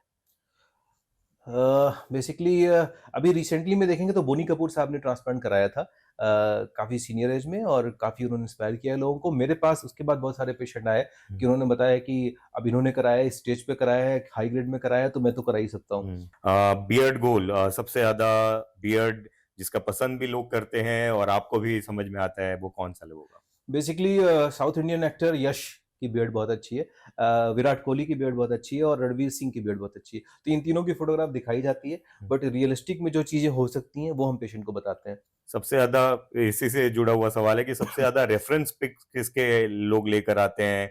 चाहे वो हेयर की बात करें या बियर्ड की। बियर्ड की तो आपने बताई, हेयर की किसकी लेकर सो आते हैं? बियर्ड की रेफरेंस पिक सबसे ज्यादा रणवीर सिंह की है, हेयर ट्रांसप्लांट की रेफरेंस पिक सबसे ज्यादा सलमान खान की है। लेकिन कितना चीजें हो सकती है वो हम पेशेंट को बताते हैं। At our clinic, AKS clinic, हम आपका बेस्ट वर्जन बनाएंगे आपको, हुँ। ना कि कोई और, तो आपको भी स्टार बनाएंगे। एक्टर्स वर्सेस कॉमन मैन, किससे ज़्यादा हेयर फॉल स्ट्रेस होता है? इससे ज्यादा सेलेब को होता है। हुँ। एक सेलेब जिसे आप ऑनेस्ट एडवाइस देना चाहें कि अब हेयर ट्रीटमेंट ज़रूरी है? मुझे दो लोगों का बहुत लगता है, एक रणवीर शौरी साहब का लगता है, और उनका ट्रांसप्लांट होगा, बहुत अच्छा रिजल्ट आएगा। और दूसरा दीपक डोबरियाल, हाँ, Pappi ji. Pappi ji. PRP versus minoxidil versus transplant, सबसे रियलिस्टिक रिजल्ट किसके? तीनों अलग-अलग चीज़ हैं। मिनॉक्सिडिल हेयर फॉल स्टॉप करने के लिए अर्ली स्टेज में आगे भी यूज़ किया जाता है।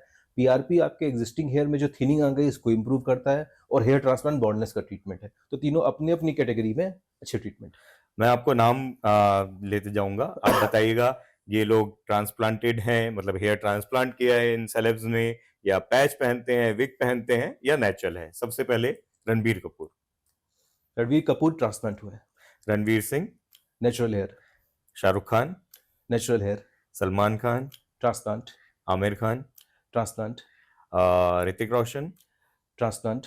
और चिरंजीवी चिरंजीवी साहब का हेयर पैच है, और प्रभास, प्रभास का हेयर पैच है, रामचरण। रामचरण का मुझे पर्सनली आइडिया नहीं है। ओके। वो हटा दें। और अगर इधर की बात करें, नॉर्थ में बहुत सारे स्टार्स हैं, आपको देख के जिनका लगता हो कि ये ट्रांसप्लांटेड हैं या ये विग पहनते हैं या पैच पहनते हैं, उनमें से कौन होगा? देखिए, एक सर्टेन एज के बाद हेयर थिनिंग और हेयर लाइन रिसीड हो जाती है।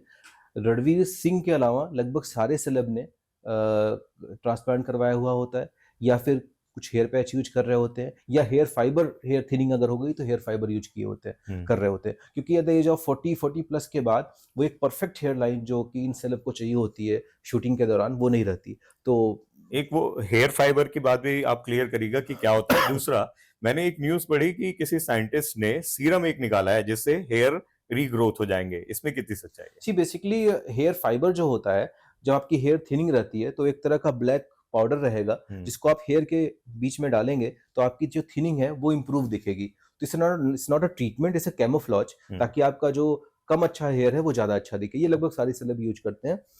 जहाँ तक इम्प्रूवमेंट की बात है तो there are lot of treatments are coming. अभी ऐसा कुछ नहीं है कि कोई ऐसा सीरम आ गया है जो एकदम हेयर ग्रोथ कराने वाला है, लेकिन बहुत सारी रिसर्च चल रही हैं। हेयर ट्रांसप्लांट के फील्ड में भी क्लोनिंग का पे रिसर्च चल रहा है कि हम एक ग्राफ्ट को निकालें, उसको क्लोन करके बढ़ा लें और उसको ट्रांसप्लांट कर सकें।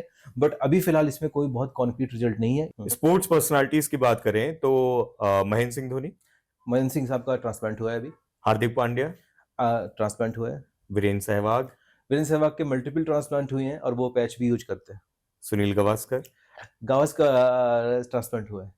उनके साथ एक और सीनियर खिलाड़ी हैं जो आपके भी क्लाइंट हैं, वो कौन है राइट, बताइए मदन लाल सबको? जी का लास्ट ईयर मैंने ट्रांसप्लांट किया था। जी, विराट कोहली सबसे ज़्यादा फॉलोड हैं। विराट कोहली के अभी हेयर लाइन में कुछ चेंजेस आए हैं रिसेंटली, हाँ, फ्यू मंथ्स अगो, तो अभी उसका एकदम मुझे क्लियर नहीं है, बट हाँ कुछ तो अभी उन्होंने कराया है। रोहित शर्मा। रोहित शर्मा का ट्रांसप्लांट हुआ है। हेयर विग और पैच बहुत सारे सेलेब्स हैं, उनके बारे में ये कहा जाता है कि वो यूज करते हैं। आप हाँ और ना, या उसके बारे में डिटेलिंग में आप बताइएगा। अमिताभ बच्चन। बच्चन साहब पैच यूज करते हैं। चिरंजीवी। चिरंजीवी का भी पैच है। प्रभास। पैच है। और कोई ऐसा सेलेब जो आप बताना चाहो जो हम ना समझ पाए या हमें ना समझ में आता हो लेकिन आपको पता है, वैसा कोई नाम? देखिए, जैसे मैंने बताया, 40s के बाद हेयर थिनिंग या हेयर लाइन थोड़ी रिसीड हो जाती है, और ऐसे प्रोफेशन में, specially Bollywood and acting profile में, हर किसी को ट्रीटमेंट की ज़रूरत है। ज़्यादातर लोगों ने ट्रांसप्लांट करा रखा है, जैसे अक्षय कुमार, मनोज बाजपेयी, रणवीर सिंह, सलमान खान, आमिर खान, गोविंदा, सभी ने ट्रांसप्लांट करा रखा है। और बाकी काफ़ी लोगों ने पैच भी यूज किया है।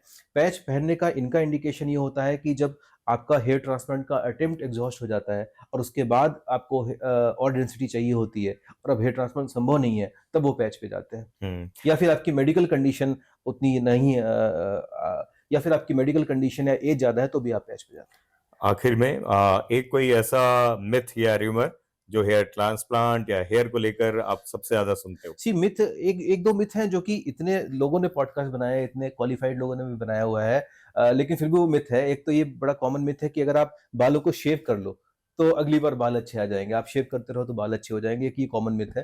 तो बेसिकली जो प्रॉब्लम है वो रूट लेवल पे हो रही है, ऊपर से शेव करके उसकी क्वालिटी पे कोई इंप्रूव नहीं होगा, ना अच्छे होंगे ना बुरे होंगे। तो एक ही कॉमन मिथ है। शैम्पू करने से बाल गिर जाता है, ये भी एक कॉमन मिथ है, ऐसा नहीं है। शैम्पू आपके बेसिकली स्कैल्प को क्लींच करने के लिए है, उससे हेयर फॉल इंप्रूव नहीं होगा, बट वो हेयर फॉल कराता भी नहीं है अगर प्रॉपर शैम्पू आप चूज कर रहे हैं तो। तीसरा, ऑयलिंग करने से आपका हेयर फॉल अच्छा हो जाएगा, जो कि टीवी में ऐड आता है कि वो पोषण कर रहा है, एरो बना के, आपने ऐड देखा होगा, तो उसमें भी कोई सच्चाई नहीं है। ऑयल बेसिकली आपके बालों की क्वालिटी इंप्रूव कर सकता है to the most, but hair treatment नहीं कर सकता।